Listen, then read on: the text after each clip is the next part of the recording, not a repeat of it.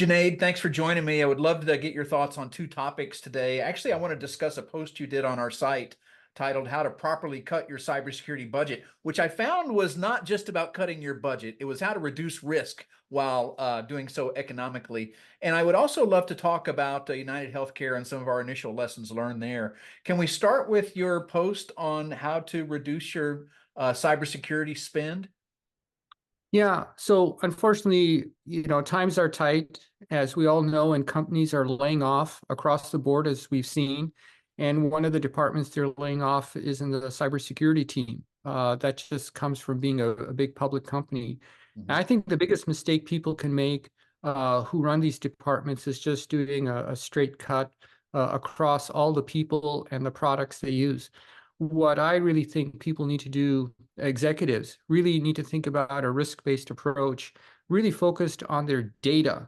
We look at all these breaches, data exfiltration, the ransomware, people are really stealing the data of these companies. So if you have to cut, take some time to think about the flow of data through your organization, think about all the touch points, and then make sure that is locked down. And if you can protect your sensitive mission critical data, then you can cut the non-critical pieces, which I think is a much more common sense approach to managing your cybersecurity budget than a straight line haircut, where you might be haircutting the wrong department.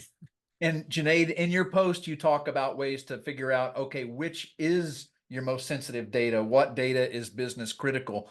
And you lead by saying, well, you have to analyze it. You have to analyze your business operational model.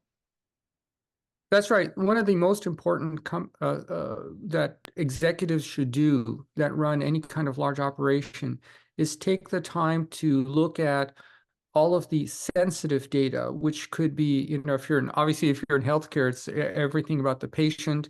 If you're in manufacturing, it's about the designs. If you're around any kind of commercial enterprise, it's all your, banking relationships. So take a step back and look at how is data flowing through your business? What's the most sensitive piece? And then focus on protecting that through a number of very common sense approaches. One, limiting access. Only the people who need access to, say, financial data should have it. It doesn't have to be open company-wide.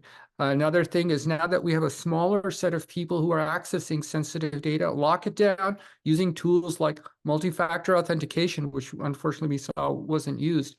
The other important thing is so many companies outsource operations these days. It's just considered good practice. Look very carefully whether you have sensitive data going to a partner. Is it necessary or not? And if it's going to an external partner, make sure the data, your data at their facility is also locked down. And I think these are things people really need to do first before they start buying new products and service at the RSA conference next week. Yeah, Junaid, I want to ask this because I want to talk about United Healthcare too. But first, let me say, in the general, is it possible to reduce budgets and reduce risk at the same time? Yes, you can actually reduce your risk and budget at the same time by doing a forensic level analysis of the data that you use for your company's operations and identifying all the sensitive pieces, then looking at all the people who really need access to that data, and then looking at the security tools you have. So conceptually, what you're doing is, if you look at your organization and a lot of people are touching that data or could touch the data, you're creating a smaller group. And in the DoD world, we think of that as a secure enclave or a top secret network. Well, you're going to do the commercial version. Within your company, you're going to shrink access to the data, which will now make it much lower cost to protect. I mean, if your sensitive data has to be accessed by all your employees, you're never going to achieve it. It's going to cost a lot of money.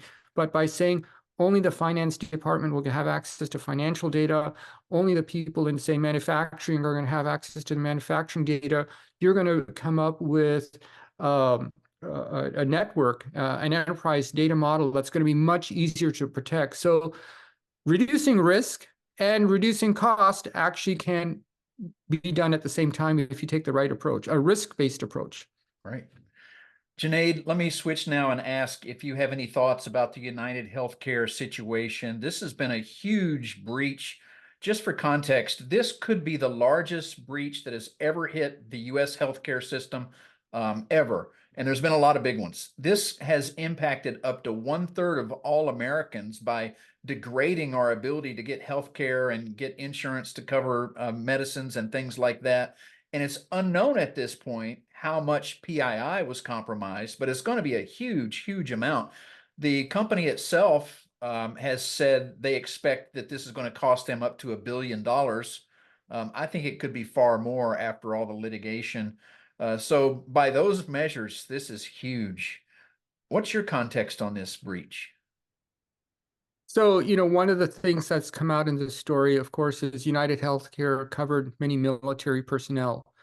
Given the global tensions we're in right now, I think one of the things we have to put on the table is that this attack was a part of a coordinated attack or a state-sponsored attack to really figure out the identities of military personnel and where they've been.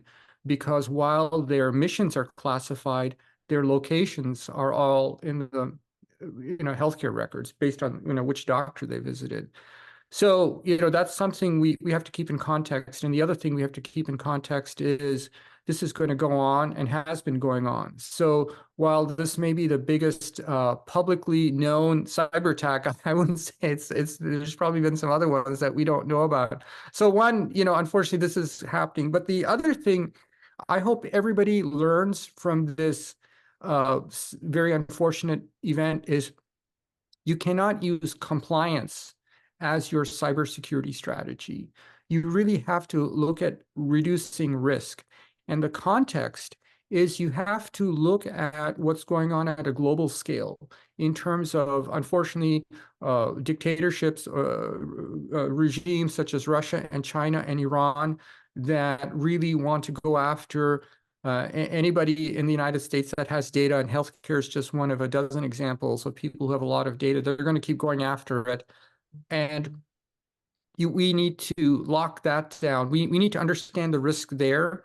And then we need to come up with a strategy to reduce access to that data, protect that as a fundamental approach. So yeah, compliance is important, but keep compliance after. First protect the data, then see how close you are to the compliance model, and then finish it off there. And I think if you take this approach, you'll find that if you protect your data, if you reduce the size of the population, you're going to get 90% of the way towards compliance, but you'll be in a better spot. And more importantly, you'll be using your cybersecurity budget way more effectively than just taking a flat approach where you just do everything at equal without any notion of risk. Right. Well, you remind me of something that was said by Jamie Dimon. So let me mention this. Jamie Dimon, the famous CEO of JP Morgan, clearly he is the most successful banker in recent history. And part of the reason he was successful was this strategy he called a fortress balance sheet.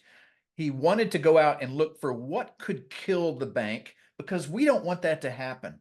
Let's do a risk-based assessment continuously. What are our big risks? Because we don't want to be destroyed. And once you mitigate those massive risks, then you can focus on the other things and keep innovating.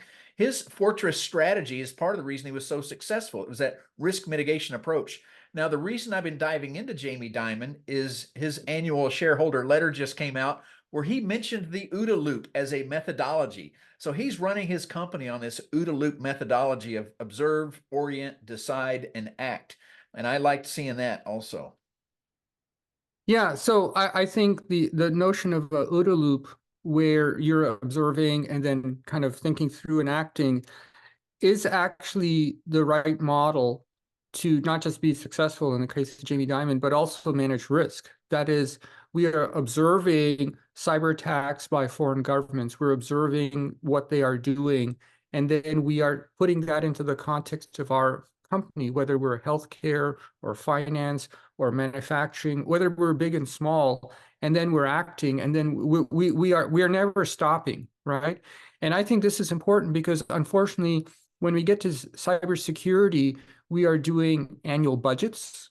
We are doing annual assessments. We are very templated and structured. But what happens if next week a new type of malware comes onto the world stage? What happens if the week after a foreign government like Iran launches a new wave of cyber attacks against Western countries?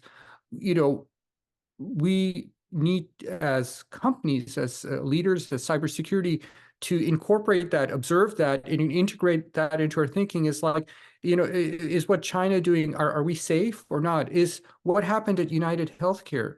Are we okay or not? Or should we recalibrate?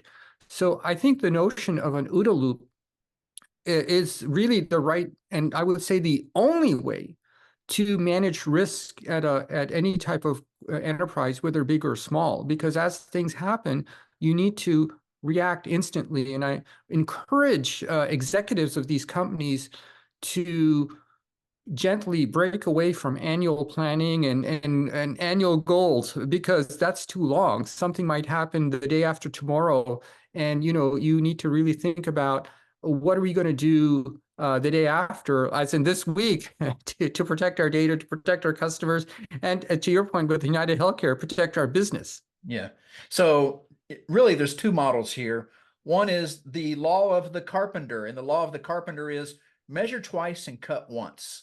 And then there's the law of the fighter pilot, the OODA Loop model, where it's a continuous decision making has to be made. And there's a role for both of those. So I think the art form is understanding where you're at and which one is the right model to apply. And when it comes to this dynamic competitive environment of cyber conflict, it's the OODA loop.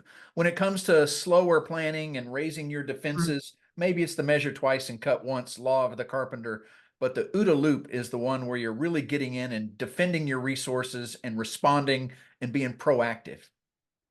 One of the reasons I think all senior executives, security professionals should think of an OODA loop model for cyber risk is the rate of change, both in terms of new cyber attacks, such as lateral moving malware, digital certificate threats, but also new things coming into the enterprise, such as AI, which is making more data accessible for everybody. So the risks are actually of data breaches are increasing as we introduce AI, as we introduce connected systems like smart energy and transportation systems into our supply chain, and of course cyber risk. So I think it is very prudent for senior executives, not just the cybersecurity team, but also the general management of Fortune 500s, to look at the totality of their operations. And as they ingest these new technologies like AI, is their security posture able to cooperate that? And I think an OODA loop model that takes a holistic view of the threats and the opportunities by using these technologies is critical. And I would say the only way. The annual plan, I think we have to. It's too long. A year, in a year, so much changes in a week that planning for a year, I think, is not going to work anymore. Awesome. Well, thanks, Junaid.